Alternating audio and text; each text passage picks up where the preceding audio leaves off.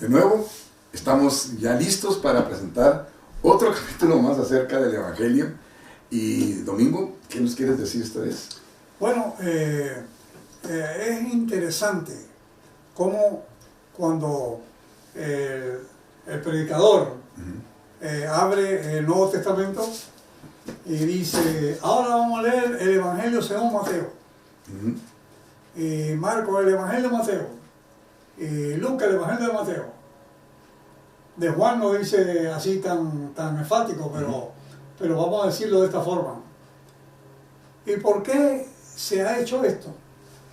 Cuando el mismo Lucas dice lo que llamamos Evangelio, Teófilo, como otros han intentado poner en orden la historia, yo investigando por los que saben, o sea que ahora lo que está diciendo Lucas, que eso es la historia, no Evangelio, y realmente es historia, porque fue según Mateo donde nació, y vemos ahí a través de la actividad de Jesús en San Marcos, que Marcos le da mucho a la actividad, y Juan habla más bien de Dios ya en la carne, que dice la Biblia que el verbo se hizo carne.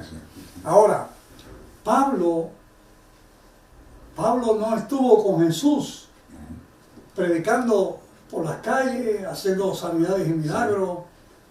Más bien, una vez que Jesús resucita y él se va a perseguir la iglesia. Y en el camino a Damasco se le aparece Jesús.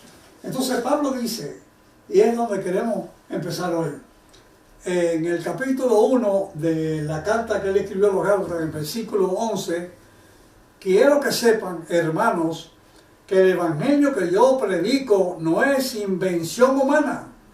No lo recibí ni lo aprendí de ningún ser humano, sino que me llegó por revelación de Jesucristo. Aquí viene el evangelio ahora.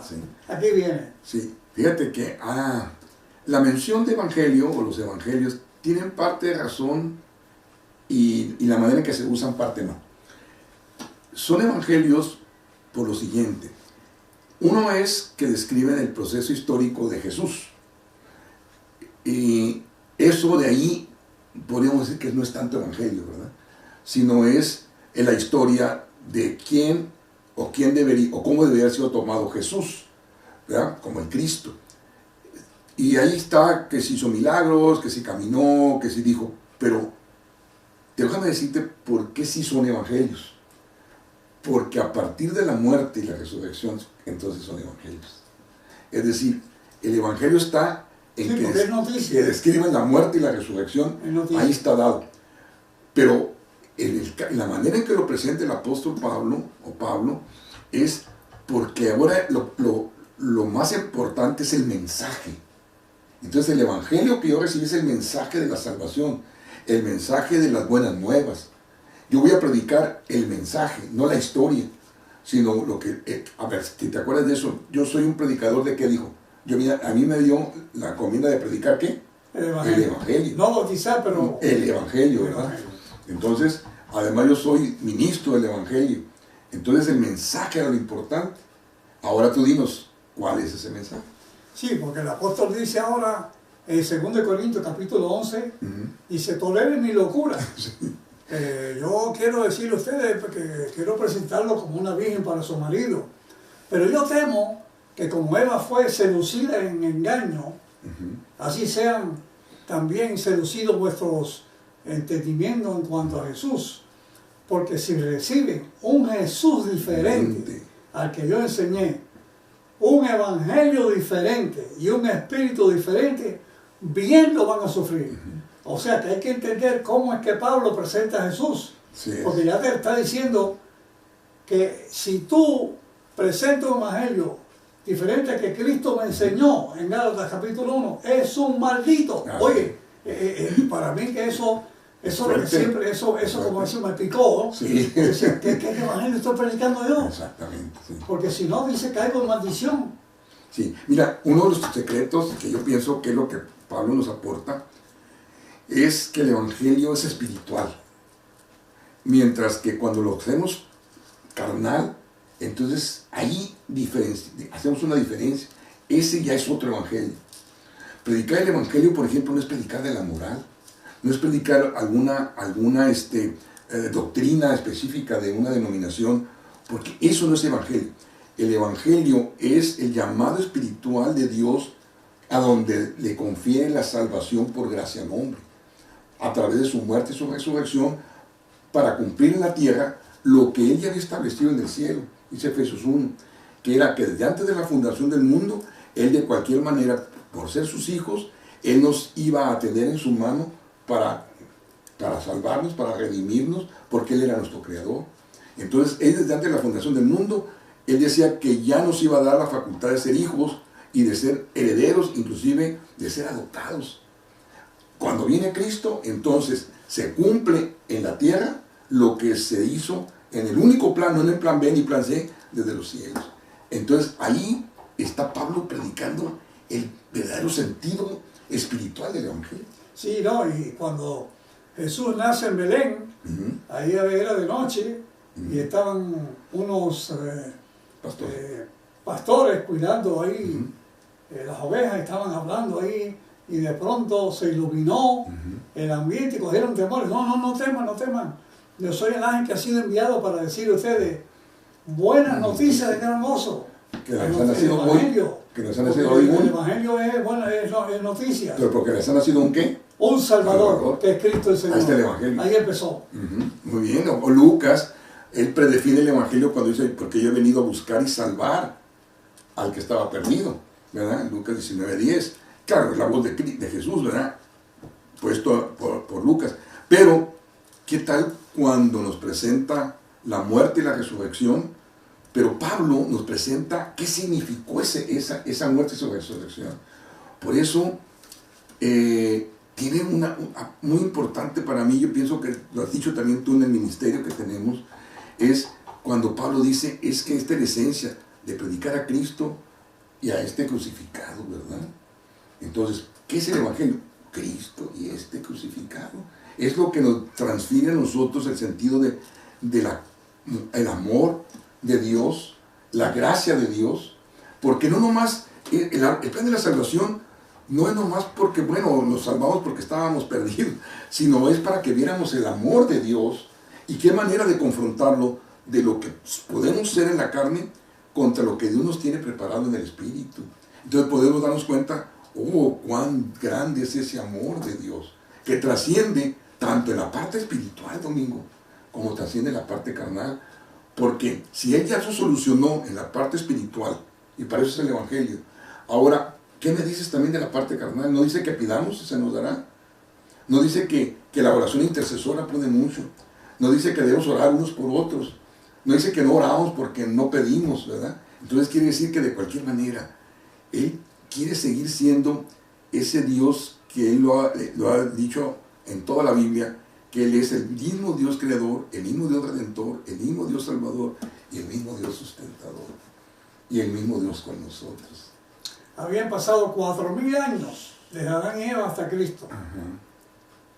Y dice la Biblia que ni los ángeles sabían el misterio. Todo estaba oculto a los ángeles incluso. Pero cuando Cristo nació, empiezan a cantar en el cielo. Gloria a Dios en las alturas. No dice así. Porque ellos dicen, mira, lo que decía 1 Timoteo 3:16, dice Pablo, que cuando Jesús se manifestó, entonces fue reconocido, hecho conocer por el Espíritu, y los ángeles lo vieron por primera vez, porque estaba escondido el misterio, estaba escondido. Entonces ahora el Evangelio no lo oculta, pero ¿qué pasa? ¿Qué pasa? La falsa doctrina, el falso Evangelio, como dice Pablo, que lo predica diferente como él lo recibió, es un maldito.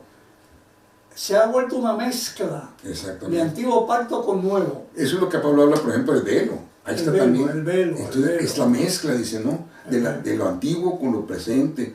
No podemos mezclar lo que Dios haya dado acá como señales a lo que vino a ser venido el cumplimiento del tiempo. Hasta que no se cortó la cortina de arriba abajo. Entonces Él tiene un mensaje para nosotros, pero es un mensaje de una teología positiva, no una teología negativa como el antiguo pacto, para el día grande y terrible de Jehová. No, ahora es cuando Cristo vino y murió y resucitó como parte del pacto hecho desde el cielo. Entonces quiere decir que para nosotros está vigente. No es para lo que vengas o tú vayas a hacer para cuando Él venga. Dice que cuando venga Cristo, se lo dijo a los hebreos, ya vendrá sin relación con el pecado, pero nosotros desgraciadamente no estamos predicando eso, sino debemos predicar ese pacto de amor del Evangelio, que es Dios con nosotros, la esperanza de gloria, que fue hecho por nosotros pecado para que nosotros fuéramos hechos justicia de Dios en Él, que pudiéramos deleitarnos en su amor, pero transmitir ese mismo amor, no transmitir cómo salvarse, sino transmitir el buen mensaje de que ya son salvos por la gracia de Dios. Ahí está en Juan 1:29, cuando Jesús llega al río Jordán para ser bautizado de Juan. Juan dice, he aquí el Cordero de Dios que quita el pecado del mundo. Que arranca. O sea, Dios le estaba dando a Juan una revelación ahí. Sí. Y bueno, se estaba cumpliendo también lo que dijo Daniel, sí, que cuando viniera el Redentor, iba a quitar el pecado y la qué? Y expiar la iniquidad. Y expiar la iniquidad. O hizo o no lo hizo. Ahora, exacto. Yo bueno me desespero cuando... No lo quitó. Lo quitó, no lo quitó. ¿Es Redentor o no es Redentor? Entonces la muerte de Cristo fue en vano. No, entonces, no, ¿hay evangelio o no hay evangelio? Ahora, si quitó el pecado, quiere decir que un hijo de Dios que nace del Espíritu, sí, como dice Juan capítulo 3, ¿no? Y dice que es nacido del Espíritu, Espíritu es. Entonces, si nosotros ya, por recibir la revelación de que Él es el Cordero que quita el pecado del mundo, y uno lo cree, entonces tiene que estar toda la semana pensando el pecado que hice hace media hora. Te voy a contestar de una manera muy fácil. Digo, se lo contestó, lo preguntó y se lo contestó al apóstol Pablo en el capítulo 7 del libro de los Romanos. Entonces, ¿qué haré con este cuerpo de perdición? Y sabes que la respuesta que da es todo el 8, a donde dice, porque mira, ya no hay condenación para los que están en Cristo Jesús, pues el Espíritu de vida me ha librado del espíritu de la ley, del espíritu del pecado y del espíritu de la muerte. El espíritu de vida de Cristo en Cristo Jesús me ha librado de la ley del pecado y de la muerte. Exactamente. Ahora, entonces, si no hay condenación, ahí está el Evangelio, ¿no? Si no hay condenación, ¿por qué hay condenación? O sea, te paras a predicar y tú vas a oír la palabra y empiezas, mira, arrepiéntate. Sí, prepárate para cuando venga Cristo. Porque si no va a estar condenado. Pero no hay condenación. ¿Por qué? Porque Él lo hizo pecado para que nosotros fuéramos hechos justicia de Dios en Él, aun cuando estábamos en delitos y pecados. Entonces, ese cuando está presente. Es que a la carne le gusta que le hablen así. Sí. A la carne le gusta que le hablen así, que le den con látigo. Y ahora tú tienes que decidirlo, como decía el pastor Domingo al principio, es, si tú predicas ese evangelio, lo tienes, lo vives, te va a ir bien de muchas maneras, te vas a gozar.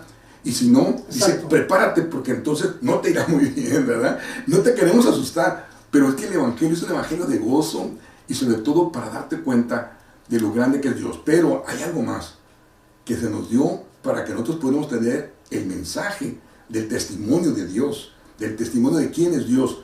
Porque si tú sigues ese falso evangelio, tú vas a testificar de un Dios juez, de un Dios que no es gracia, que no es redentor, sufres en vano. Pero para acá se sufrió otros en vano, hay que decirles que ya tienen redentor, que se unan a este gran gozo de que ya hay redentor, que ya hay evangelio. ¿Por qué?